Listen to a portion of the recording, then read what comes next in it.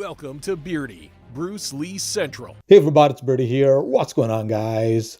So Linda Lee was Bruce Lee's wife, and now she's called Linda Lee Cadwell, but back in those days she was called Linda Lee. And she basically reveals everything about Bruce Lee in this interview. So here you go, guys. Enjoy. I am Linda Lee Cadwell, and I was married to Bruce for 9 years, from 1964 to 1973.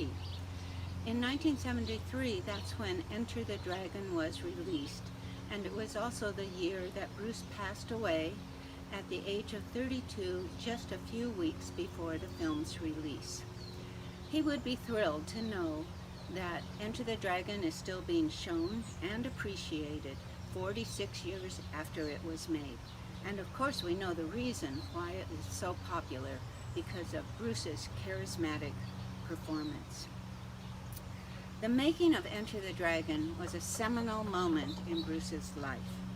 We were living in Los Angeles in the 60s, where Bruce taught Kung Fu, and he also appeared in several films and television shows, including as Kato in The Green Hornet. However, it was difficult for him to break into the Hollywood circuit as an established actor because of prejudice towards him being Chinese. The studios said that a Chinese leading man in a film was not acceptable.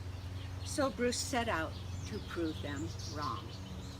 So in the early 70s, we moved to Hong Kong, where Bruce made 3 movies which were overwhelmingly popular and caught the attention of Hollywood. And so it happened that Enter the Dragon was the first co-production of an American film studio and a Hong Kong company. Bruce felt certain that this film would gain him entry into the worldwide market of entertainment as an actor, as a director, a writer, or producer, as it surely would have had he lived to see it. He had an aneurysm, or the death hands got him, or, forensic scientists from around the world came up with the conclusion that he had had a hypersensitive reaction to this medication that he had been given for a headache, and that had caused the fluid on his brain, and that he had succumbed to that. Still something that people cannot believe. He liked to watch his Chinese, Cantonese movies on TV, mainly because he didn't like so much the movie, as he would be studying the techniques they were using and to see what they did good and what they did bad, and so what he could use. Not only Cantonese movies, but any kind of movies. What about the fighting movies, the Chinese boxing movies for Wong Fei-hung? Does he like that? Yeah, he likes to watch it, yeah. He could pick out what he shouldn't do because it didn't look very good. Or what, or the other way around too, what was good, Besides that, he liked to watch those movies because he knows most of the people in those movies. And he often worked with them when he was a child. Coming back to the music, Linda, I see that Bruce likes Sergio Mendes a lot. Any particular reason for that? Because of the beat. Bruce can dance really well. Yeah, he was, in fact, in 1958, I think he was the Cha-Cha King of Hong Kong. Right. Yeah, and so he really likes music that you can move by. And he used to put music like this on and jump around the room and spar and do movements, trying to get a flow going. Does he find that the two go together? Before it comes, you have already to, your response is often before you have been attacked.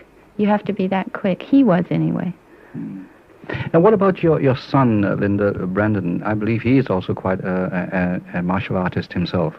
Well, he's very, very physical. He's very strong.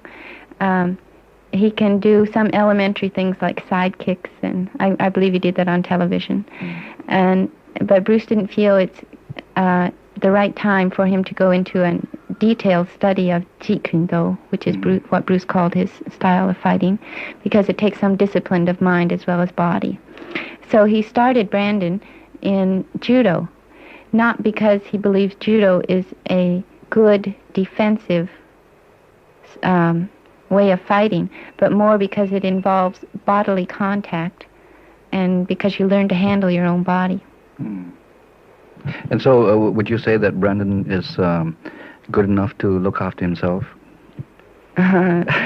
Depends. Look after himself from who? I mean, If he gets into a fight, I mean. With another 8-year-old, to say? Definitely.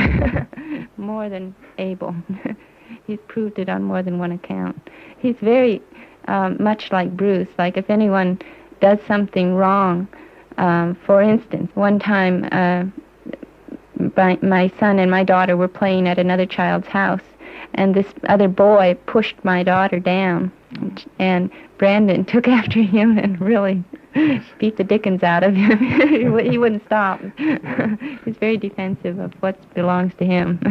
Does he love his little sister a lot? Oh, definitely. Of course, they have their arguments, and they fight about toys and everything like that, normal. But when I'm not around, when nobody's around, he takes very, very good care of her. He, even now, when they are in Canada together, and I'm not there, even though my sister is the one that's acting as the mommy, he is the one that looks after her very, very closely, makes sure everything is right for her. Are you going to encourage him to carry on with this kung fu? Oh, yes, I don't know well, Bruce has one assistant instructor in Seattle that who studied with Bruce for quite a few years. So he will be able to carry on Brandon's training. For now, until Brandon's a little bit older, he can carry on with judo. He's just become a yellow belt, so he can carry on a little more with that. But he will be physically active in everything. Bruce and I, besides martial arts, Bruce and I both loved gymnastics. And we'd like to encourage Brandon as well as Shannon to go into that. Now, Linda, Kung Fu is not really the title or the name that Bruce described his fighting. No, he didn't actually call it Kung Fu. The actual name he used was 𝘽𝙧𝙪𝙘𝙧, but he didn't actually like to have a name or a style branded on his way of fighting, because he felt that fighting is something that evolves of itself. It happens you react to something not in a way you've been taught or in a stylized way, but in a way that fits the appropriate time. And so he hated to be labeled with a certain style, but the name he used was 𝘽𝙧𝙪𝙘𝙧. What does that actually mean? The actual translation is stopping fist way, or intercepting fist way. But now he has been branded with the title Kung Fu. Well, Kung Fu is really a general term. Impossible Dream by Tom Jones. What does that mean to you? Actually, it means, I think, that nothing is impossible. The name of the song happens to be Impossible Dream, but Bruce never said anything was impossible. He always tried harder or reached out for the highest. He reached for the star, He made his dreams come true. He didn't wait for an opportunity to come along. He made his own opportunities.